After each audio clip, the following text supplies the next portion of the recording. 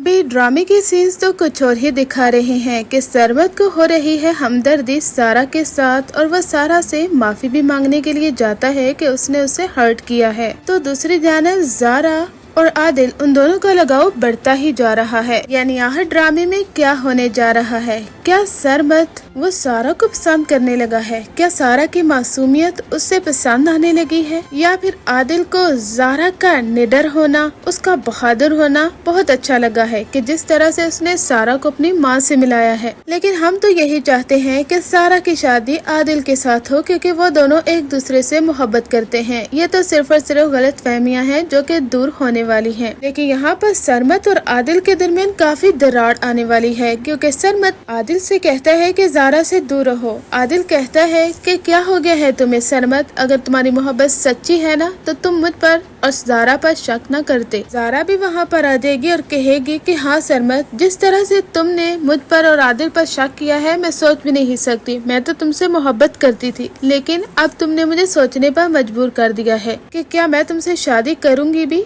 या नहीं। ये सुनकर सरमत को काफी गुस्सा आएगा। वो कहेगा कि ज़ारा तुम ऐसा कैसे कह सकती हो, आज तक तुमने ये अल्फाज अपने मुंह से नहीं कहे। जब से तुम इस लड़के के साथ रह रही हो तुम्हारे मुंह से ये अल्फाज कैसे निकल रहे हैं। सरमत को गलतफहमी हो जाती है क्योंकि वो ज़ारा के लिए काफी ज्यादा पॉजिटिव है। इसी वजह से ही ज़ारा उसे तसल्ली देती है और आखिर सरमत की गलतफहमी दूर हो ही जाती है। इधर सारा और ज़ारा दोनों ने डिसीजन लिया है। वो अहमद बाबा से कहती हैं हम अम्मी को लेकर कराची जाएंगी और हमें बाबा का सामना करना होगा, तभी तो हकीकत सब लोगों के सामने आएगी कि किस तरह से फरहत फूफो ने सब लोगों की जिंदगियों के साथ खेला है। आखिर उन्हें भी एहसास जरूर होना चाहिए कि किस तरह से उन्होंने एक बेटे को अपने बाप से और एक बेटी को अपनी माँ से दूर रखा है, वो भी इतने सालों तक। फरहत फूफो ऐसा कैसे कर सकती हैं और वो बर्दाश्त भी कैसे कर लेती हैं ये सब कुछ। अहमद बाबा कहते हैं कि तुम बिल्कुल सही कह रही हो, मैं भी तुम लोगों के साथ जाऊंगा। मैं भी जाना चाहता हूँ और मजहर का सामना करना चाहता हूँ। मैं भी तो देखूँ कि क्यों मजहर के सर पर इस हद तक गुस्सा सवार था कि उसके डर की वजह से शाज़िया वहाँ से भाग गई थी, सिर्फ और सिर्फ फरहत के कहने पर। फरहत ने उसे मजबूर किया था कि मजहर अभी काफी गुस्से में है। आखिर उसने इतनी बड़ी हरकत क्यों की है? मजहर को भी अपनी बहन से पूछना होगा और हमारे सारे सवालों का जवाब वही देंगे। ज़ारा कहती है कि बिल्कुल अहमद बाबा,